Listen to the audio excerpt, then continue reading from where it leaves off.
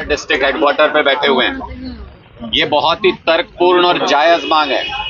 इन्होंने बाकायदा अपने मांग पत्र में कारण सहित दिया है कि ये बहुत ही तर्कपूर्ण और जायज मांग है।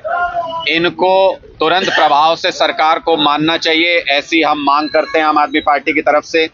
और हम पूरी ताकत से इन साथियों का समर्थन करेंगे, क्योंकि अभी जो सरकार इनको तनख्वाह देती है उससे तो घर भी नहीं चल सकता। इस महंगाई के दौर में जितनी महंगाई बढ़ा रखी है सरकार ने, उससे तो इनके घर भी नहीं चल सकते।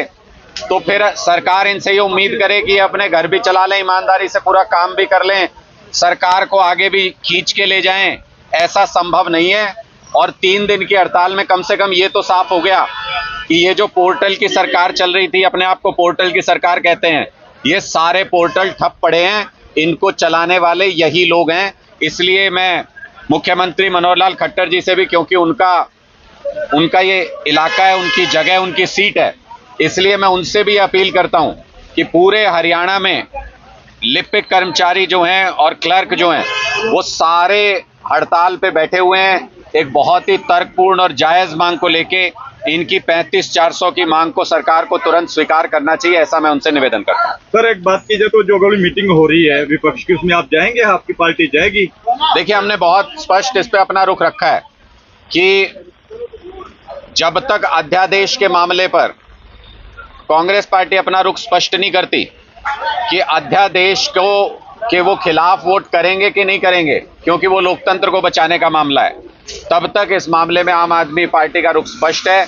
ऐसी कोई विपक्षी एकता नहीं हो सकती जब तक कि इस लोकतंत्र विरोधी अध्यादेश के खिलाफ सारे एकजुट ना हो। जो पंचकुला में जो की गई है उसको कैसे देखते हैं आप, जो बिजली को लेकर? देखिए, एक बहुत बड़ा आंदोलन कल अरविंद केजरीवाल जी और भगवंत मान जी शुरू करने जा रहे हैं पंचकुला से, और वो भी एक ऐसा आंदोलन है जो आम लोगों से जुड़ा हुआ है, उनकी नब्ज से जुड़ा हुआ है। ये सब कुछ महंगाई के इर्द गिर्द चल रहा है। लोगों का अपना घर बसाना मुश्किल हो रहा है, घर चलाना मुश्किल हो रहा है। बिजली के इतने बढ़े हुए बिल आते हैं, किसानों को ट्यूबवेल के कनेक्शन नहीं मिल रहे, तो जगह जगह पे छापे मार के बड़े बड़े फाइन लगा देते हैं, पेनल्टी लगा देते हैं। कोई अपना हक मांगने जाता है, सरकार लाठी चलाती है उनके ऊपर।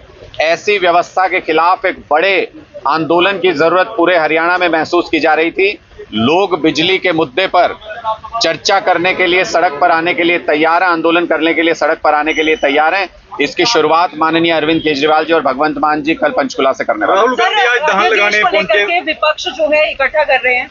राहुल गांधी जो धान लगा रहे हैं आज सोनीपत के 3-4 गांव में गए, तो कैसे देखते हैं आप? देखिए, मैं राहुल गांधी जी से ये जानना चाहता हूं कि अपने यूपीए के 10 साल के कार्यकाल में धान नहीं लगाया कभी उन्होंने।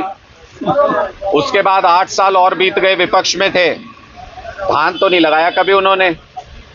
जब धान लगाने आए हैं तो ये भी बताते जाएं कि भूपेंद्र हुड्डा जी ने, जिनकी सरकार हरियाणा के किसानों की जमीन की दलाली के लिए बदनाम है, उन किसानों को ये जवाब भी देते जाएं कि भूपेंद्र हुड्डा जी का क्या करेंगे राहुल गांधी जी। जब किसानों के हितैषी बन के वहां पे पहुंचे हैं, तो फिर ये भी बताना चाहिए इन किसानों की जमीन छीनने और उसकी दलाली करने वाली सरकार के मुखिया भूपेंद्र हुड्डा जी के साथ क्या करेंगे।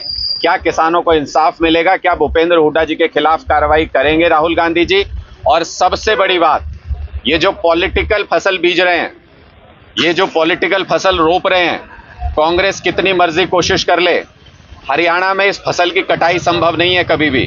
जितना मर्जी राहुल गांधी जी ये पॉलिटिकल ड्रामेबाजी कर लें, इससे कोई फायदा नहीं होगा। सर, में कोई कमी नहीं है।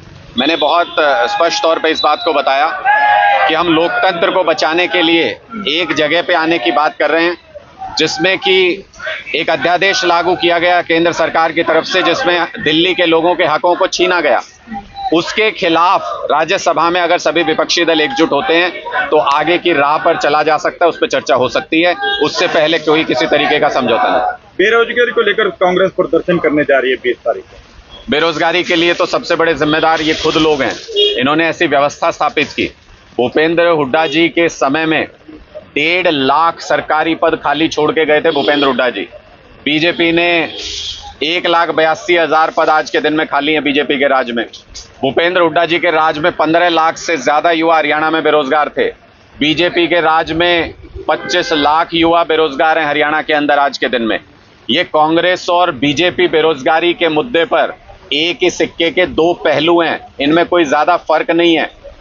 अगर हरियाणा के बच्चों को, युवाओं को रोज़गार देना है तो उसकी शुरुआत अभी से होनी पड़ेगी। 1,82,000 सरकारी पद ये बीजेपी की सरकार तुरंत भरे। अगर नहीं भरेगी तो आम आदमी पार्टी ने पहले ही कह रखा है, सरकार आते ही हम सारे सरकारी पदों के लिए नियुक्ति का ऐलान करेंगे। और सर इसमें बंदी 2024 में जनता का दिल जीत पाएगी आम आदमी पार्टी या फिर गठबंधन की सरकार?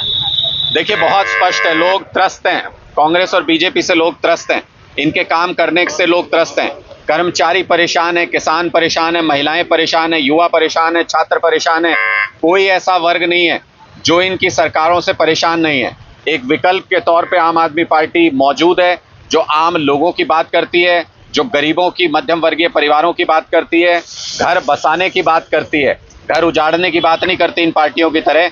इसलिए हरियाणा के हर एक दिल में आज के दिन में आम आदमी पार्टी धड़क रही है। पूर्ण बहुमत के साथ 2024 में सरकार बनाएंगे। मुख्यमंत्री कहते हैं कि हर 3 साल के बाद सीजन आता है, जैसे आपने कहा पॉलिटिकल फसल की बात, वो सीजन कौन सा होता है और क्यों आता है? देखिए, ये तो मुख्यमंत्री जी को बताना पड़ेगा। वो उल जुलूल ऐलान जो आजकल करने लगे हैं, चुनाव नजदीक आते ही, तो उनको बताना चाहिए कि ये कौन सा सीजन है जिसमें उनकी ऐसी सोच काम कर रही है। उन्होंने कल परसों ही एक ऐलान किया कि अविवाहितों को 2750 रुपए की पेंशन देंगे। कह रहे हैं ये सम्मान है उनके लिए। उनको इस हालत तक पहुंचाने के लिए जिम्मेदार यही सरकार है। इसी सरकार ने बेरोजगार रख के युवाओं को उनकी शादी नहीं होने दी। अगर 8 साल पहले कोई 35 साल के युवा को अगर ये सरकार नौकरी दे देती तो उसकी शादी हो जाती। आज के दिन में उसको पेंशन के लिए एलिजिबल नहीं होना पड़ता। और जब इतनी बढ़िया बात है, इतना ही सम्मान रख रहे हैं, तो मुख्यमंत्री जी अपर एज लिमिट हटा के खुद भी इसमें आ जाएं। क्या दिक्कत है उनको, अगर इतना ही बड़ा सम्मान मिल रहा है तो? सर, आपने एक मुद्दा उठाया था प्रिंसिपल ओएसडी का 10 बार, लेकिन वो मुद्दा फिर से दब गया है, कुछ हुआ तो नहीं? कुछ नहीं दबा है। सरकार के अंदर हलचल है, उनकी सारी फाइलें मुख्यमंत्री के दफ्तर में हैं। हम इंतजार कर रहे हैं कि मुख्यमंत्री जी इस पे खुद कुछ निर्णय लें, क्योंकि उन्होंने कहा था कि मैं फाइल मंगा रहा हूं। अगर वो निर्णय नहीं लेंगे तो इतने सारे कागज सीएम ऑफिस के, अभी मैंने एक और खुलासा किया था कि धर्म के नाम पे भी लूट चल रही है, भ्रष्टाचार चल रहा है। कुरुक्षेत्र के अंदर लाइट एंड साउंड्स लगाने के नाम पर, ऐतिहासिक धरोहर को सुंदर बनाने के नाम पे 200 करोड़ रुपए का घोटाला किया गया। वो भी कागजों सहित हमने उजागर किया। आने वाले समय में इसकी और आगे लंबी कड़ियां आने वाली हैं। अगर ये लोग अपने आप फैसला नहीं लेते हैं, अपने आप मुख्यमंत्री इन भ्रष्टाचारी लोगों के खिलाफ कार्रवाई नहीं करते, तो इनका सारा कच्चा चिट्ठा हरियाणा की जनता के सामने खोल कर रख देंगे। बहुत बहुत शुक्रिया। धन्यवाद।